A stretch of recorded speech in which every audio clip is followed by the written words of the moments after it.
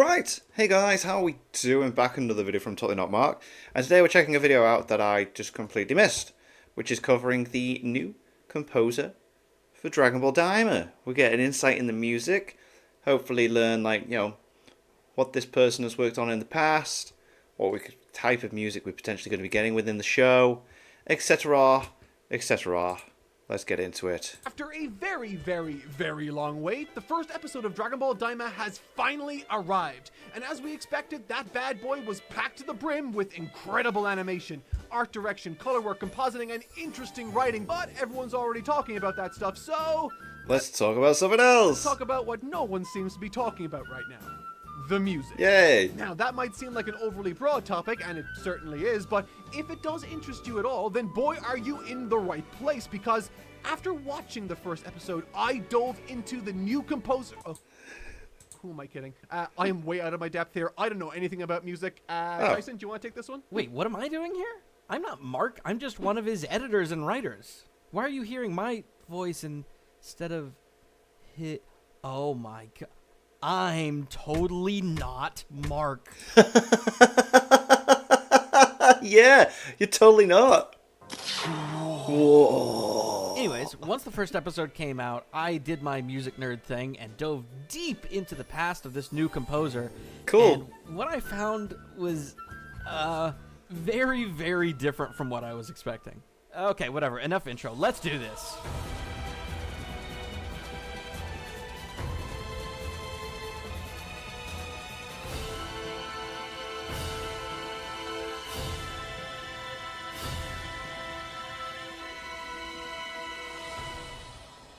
So, yeah, you heard me right. Daima has brought with it a completely new composer for the series. Cool. Some were expecting Dragon Ball Kai Super and Broly composer Norihito Sumitomo to reprise his role. And some were hoping for Heroes composer Yuya Mori to graduate from fake promotional anime to actually real Actual anime, right. But alas, neither was the case.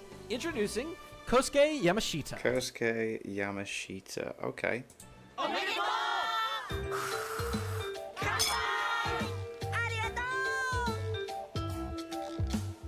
Right out of the gate, I want to start with first impressions. What did I think of the music in episode 1? Well, to be honest, I wasn't exactly wowed. No? I might be alone in this, but none of it really particularly caught my ear. No, I'll be honest, nothing really stood out to me, but, It certainly wasn't bad, just to be clear, but nothing really jumped out at me either. But, if you like the music for the first episode, chill, don't click away, it's all good, because there is way more to this guy than what we've heard so far in episode 1. Okay. Because, after all, we have only heard one episode of his score so far. We certainly cannot get an idea of what this guy sounds like from that alone. And so the real fun begins. If we can't yet look forward to future episodes, we have to look back to the past. Okay. So, Yamashita has been composing for anime, TV shows, and movies for a long while now. His first composing credit is all the way back in the year 1996, roughly Damn. 40 years before most of you were born, Xeno Saga. That's a video game. and has been cranking them out ever since. A lot of his previous work revolves around Sentai shows, as well as more traditional anime like Xenosaga and Digimon Fusion. But honestly, I don't really care about a history lesson because none of that really tells you the most important thing. How does he sound? What is his sound? What is So, he? like I always do when we get new composers, I sat down, rounded up his entire discography, Sick. and started listening. What did I find? Well, strap in and grab your special sock because you're going to need it for this one. Really? Kikuji 2, Electric Boogaloo.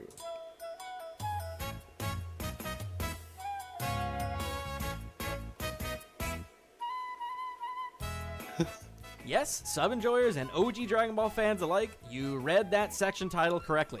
Pretty much the second I began diving into his discography, it became perfectly clear why this guy landed the gig. Like, for example, let's listen to this track from Nurse Witch Komugi-chan? Yeah. R. Okay, very cool series title. Anyways, let's listen to this track that he composed for this series.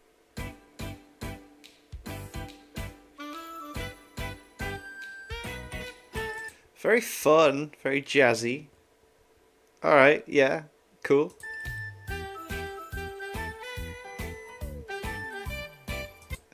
Throwing it in front of the Dragon Ball stuff.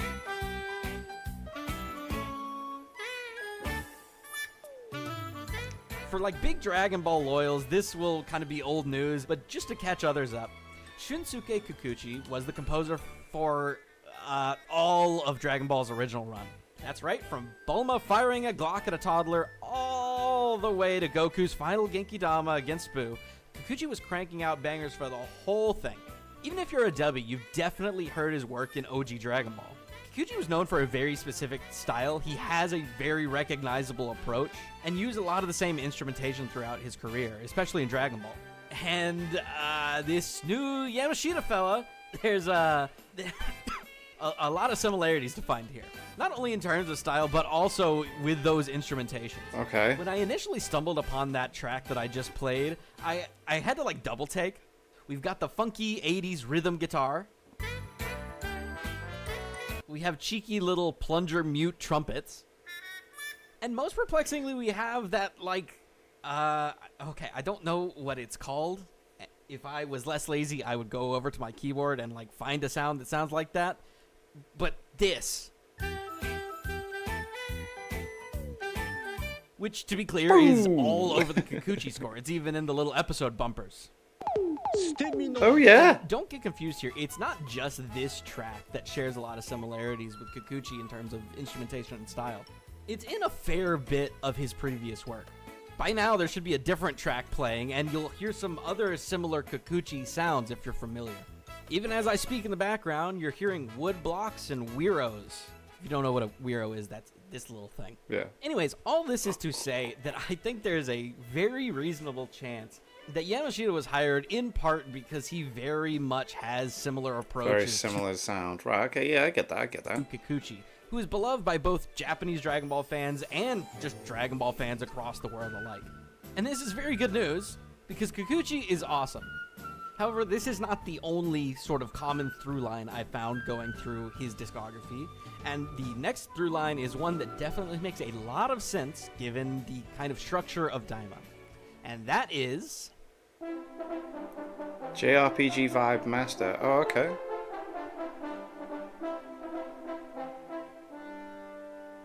If there's any one specific vibe that I've got from all of the Daima trailers and just everything we've got from it so far, it's a very strong, like, JRPG vibe.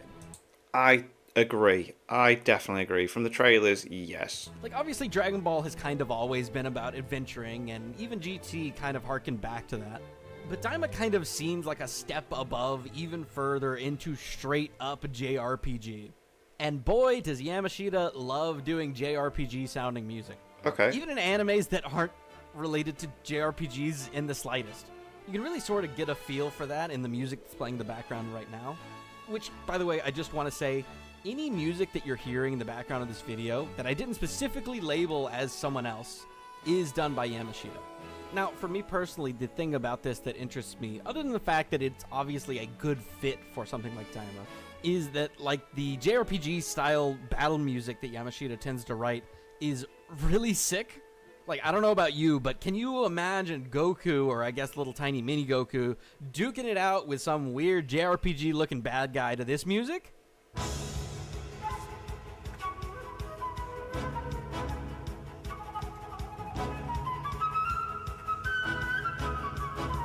Love it. I love it. I love it. Yeah.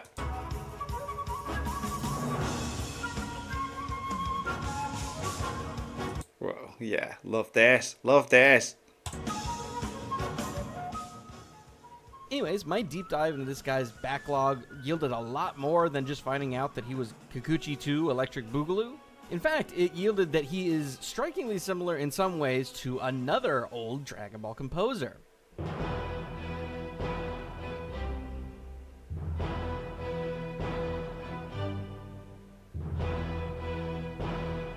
Aha, I got you there. It was two composers. No, but really though, this is what caught my attention with this guy and made me want to make this video. Because obviously finding out that Daima's new composer is basically Kikuchi reborn a little bit is crazy enough to begin with. But the further I dug, the more I realized that he's sort of an amalgamation of, like, the big three Dragon Ball composers. Like, you look at his work on those Sentai shows I mentioned earlier, and you find tracks like this. Whoa.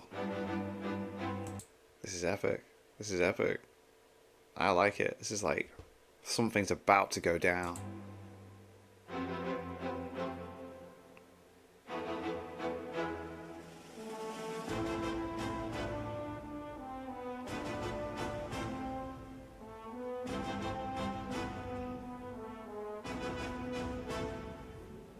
And it just brings you straight back to Dragon Ball Kai's Yamamoto score. Very orchestral, a lot of like timpanis or cellos. I honestly think if you showed this to the average Dragon Ball Kai viewer, they would probably think that it's from the show, just without noticing it. Or even some of his more slice of life stuff does kind of sound like Yamamoto's score, maybe mixed a little bit with Kikuchi. But again, the fun doesn't stop there because there's a lot of other tracks in his backlog that remind me of Sumitomo's Dragon Ball Super score. Or, you know, at least like the back half of it, like the Tournament of Power on Right. Broly. Not so much the before stuff. Look, cut Sumitomo a break. He made basically all of his music in Kai and the first half of Super in like 5 seconds. That show was insane. Take this upcoming track, for crazy. instance, which uses so many of Sumitomo's favorite sorts of instrumentations and vibes. From the horns, to the swelling strings, to the, like, weirdly identical guitar tone. I really think that you could take this clip that I'm about to play and slide it into the Tournament of Power and no one would notice. Actually, let's do that because that sounds like a nice change of cool, pace. go over it. And I absolutely refuse to go through that again! I cannot! I will not!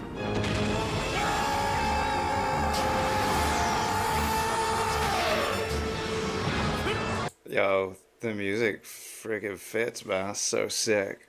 Whoa. That power is ferocious, like a firestorm! Jiren's energy is climbing even higher!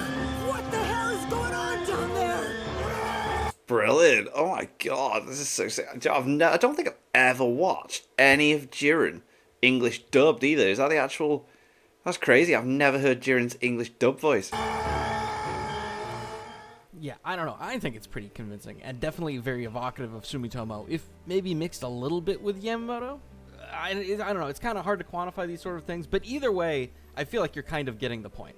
Which is that the further that I dove into this guy's backlog, listened to track after track after track after track after track, I could keep going, the more it really felt like Yamashita is this weird amalgamation of everything that's come before in Dragon Ball. Right, okay. And as someone who loves every single one of those composers in their own way, that like really, really excites me. So, with that all in mind, I think you guys at least have a little bit of an idea of what this guy has sounded like in his previous works. Obviously, I can't show you everything, but you've heard a decent bit. We can move on to kind of my final question here, which is... What will Yamashita sound like in episode 2 and on? Onwards. Is that so what you I meant? really didn't plan on making this video. I started looking into Yamashita because it's just kind of something that I'm interested in and was just doing it on my own time. And like I said, my first impression of the guy really wasn't particularly grand, at least from the first episode. But the more I dug, the more it makes me wonder what we're going to see next from him. Because this first episode was really more of a like mysterious prologue than it was a first episode. And as such, I could... It was very different, wasn't it? It's like the recapping, but like actual animated and stuff, and then like the setup and that. Like the recapping took half the episode, but I feel like it was necessary and needed. could see how to like to establish where the show actually is, so there's no confusion with like other stuff that's happened. This music was a little bit more subdued and nothing particularly crazy yet. I mean, the most notable musical moment in the entire episode is the OP drop at the end, which, by the way, a little disturbing, but funny. But I get what they were going for, but disturbing. But now that I've gone through all of his music and really got an idea for his style, a style that I think I really, really like, I cannot wait to see what he does next for this series. I've really converted my view on this guy from apathetic to starting basically like a personal stock watch on his efforts in Daima. If he goes where I think he will go, based upon all the work that he's done in the past, I think that we are in for a real treat that might win over basically every single Dragon Ball fan in existence. I mean, I'm looking forward to it. Like I said, I've not watched the third episode yet. But yeah, it's gonna be it keeps going. I'm glad to have more Dragon Ball in my life. Glad to have more Dragon Ball. I guess except for the people who are like really hard Faulkner only guys, like the ones that don't even Yeah, they exist. like Sumitomo. Look, don't come for me. I love the Faulkner score too. I'm Yeah, playing yeah. both sides, so I come out on top. But like other than those guys, I really think that Yamashita might, if this goes the way that it could go, win over the hearts and minds of pretty much every Dragon Ball fan. However, there's a chance that for some reason, Yamashita was handed down some sort of directorial input that led to the more subdued music that we heard in the first episode, and as a result, we will God, excuse continue me. to kind of hear that approach throughout the series. If that's the case, that won't be the end of the world. Like I said, there was nothing bad in the first episode, but I will be bummed. Because based on everything you guys have heard in this video, hopefully it's clear that this Daima score could be really, really great. Anyways, for real though, I really did love the first episode of Daima, and I really am excited to see where Yamashita's score for this series goes. Hopefully I've conveyed his style well enough that you guys are just as excited as I am, so I guess we will just all tune in for episode 2 and find out together. Hell yeah. Or maybe you're watching this video after the series is already completed and this context seems strange. Hello, viewer from the future. Please send insider future information on what stocks to invest in. I'm not a stock guy, but I am poor. But in any case, I really hope you guys enjoyed this video. I know it's kind of a weird, different format from the usual TNM videos, but if you did like it or want to hear more of Mark's thoughts on Daima, be sure to tune into our weekly Daima streams / live show / podcast that we're doing every week now, because Mark, myself, and Anime AJ all get together and talk about the episode that just aired that week. Or if you're a functioning adult that actually has work on Fridays, we now have a second channel where we upload the VODs of those streams. Anyways, I hope you enjoyed this video, and if you did, please let us know, because obviously this is kind of a new thing. I wonder if they do a funny thing where Mark comes in at the end or Hearing something. somebody's voice that isn't Mark's, please be nice to me in the comments, or I will cry. And until then, Aw, I thanks. haven't been Mark, and thanks for watching.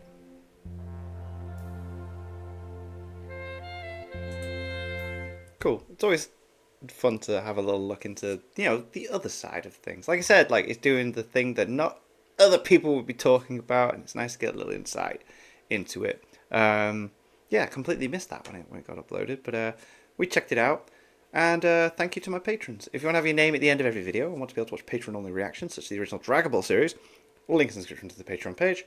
$1 a month is all there to help support the channel. It's greatly appreciated. Thanks for that. And thank you all for watching. What do you guys think of that? What do you guys think of this? Click like, subscribe if you haven't already. Leave comments down below. Let me know what I should watch and discuss in future videos. I'll see you guys all, next time.